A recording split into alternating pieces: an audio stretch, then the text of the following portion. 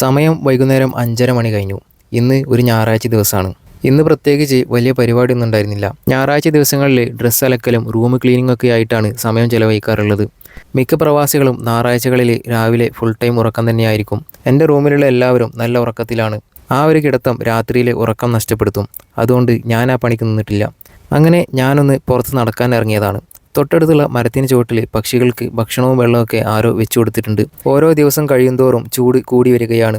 നമ്മുടെ ദാഹം തീർക്കുന്ന തിരക്കിൽ നമ്മുടെ ചുറ്റുമുള്ള ജീവികളുടെ കാര്യവും നമ്മൾ ഓർക്കുക.